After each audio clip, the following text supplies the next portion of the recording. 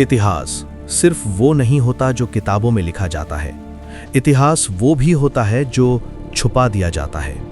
18 अगस्त 1945 दुनिया के लिए ये एक साधारण खबर थी, एक विमान हादसा और एक नेता की मौत। लेकिन भारत के लिए ये सिर्फ एक खबर नहीं थी, ये था एक ऐसा सवाल जो आज तक अनसुलझा है।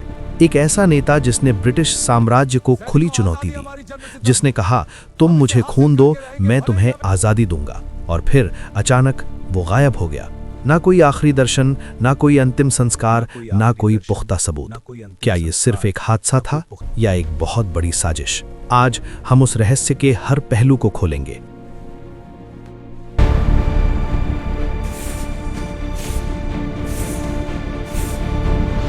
1945 दूसरा विश्व युद्ध अपने अंतिम चरण में था। जापान हार के करीब था और आज़ाद हिंद फौज कमजोर पड़ रही थी। लेकिन नेताजी हार मानने वालों में से नहीं थे। उनका प्लान था सोवियत यूनियन जाकर नई रणनीति बनाना। 18 अगस्त को उन्होंने ताइहोकू एयर बेस से उड़ान भरी। विमान में जापानी अधिकारी भी मौजूद थे, लेकिन उड़ान भरते ही एक तेज धमाका हुआ। विमान का इंजन फेल हुआ और वो जमीन पर गिर पड़ा। आग ने सब कुछ खत्म कर दिया। कहा गया नेताजी आग की लपटों में गिर गए, लेकिन क्या उन्होंने सच में वहीं दम तोड़ दिया? गवाहों के अनुसार नेताजी को ताइहोकू के एक सैन्य अस्पताल में ले जाया गया। उनका शरीर बुरी तरह जल चुका था।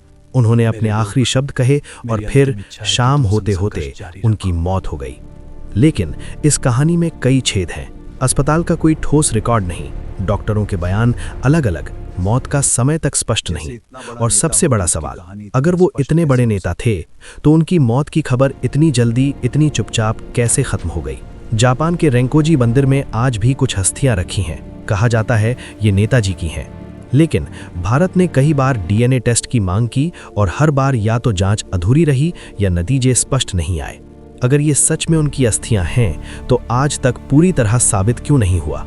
क्या कोई सच छुपाया जा रहा है? कुछ खुफिया दस्तावेज एक अलग कहानी बताते हैं।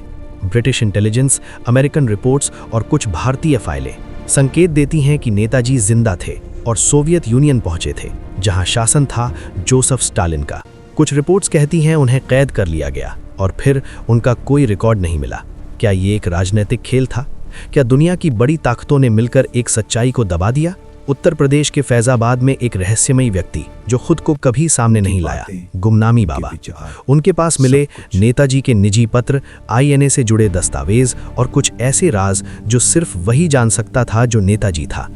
उनकी हैंडराइटिंग नेताजी से मिलती थी, उनकी बातें, उनके विचार, सब कुछ।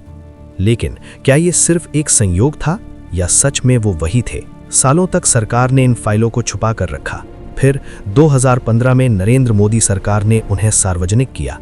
लोगों को उम्मीद थी अब सच सामने आएगा, लेकिन इन फाइलों में सिर्फ संकेत थे, कोई निष्कर्ष नहीं। ना मौत का पक्का सबूत, ना जिंदगी का, बस एक और रहस्य। नेताजी एक इंसान नहीं थे, वो एक क्रांति थे, लेकिन उनकी कहानी आज भी अधूरी है। शायद सच कहीं छिपा है, किसी बंद दरवाजे के पीछे, या शायद सच कभी सामने आएगा ही नहीं। क्या सुभाष चंद्र बोस सच में 1945 में मरे थे, या वो आज भी इतिहास के सबसे बड़े रहस्य बने हुए हैं? इतिहास के पन्नों में कुछ सवाल ऐसे होते हैं जो कभी खत्म नहीं होते, और सुभाष चंद्र बोस की कहानी उन्हीं में से एक है।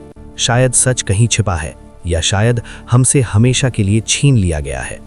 लेकिन अगर आप भी ऐसे ही छुपे हुए सच, भारत के अनसुने रहस्य और इतिहास की अनकही कहानियां जानना चाहते हैं तो अभी इसी वक्त दीपेंद्र देवांगन चैनल को सब्सक्राइब करें और बेल आइकॉन को दबाना बिल्कुल ना भूलें, ताकि भारत के इतिहास से जुड़ी हर अनसुनी और रहस्यमयी कहानी सबसे पहले आप तक पहुंच सके। और अगर आपको ये वीडियो दिलचस्प लगा हो तो इसे अपने दोस्तों के साथ जरूर शेयर करें। और हाँ, आपको क्या लगता है, क्या नेताजी सच में 1945 में मरे थे? अपनी राय कमेंट में जरूर बताएं।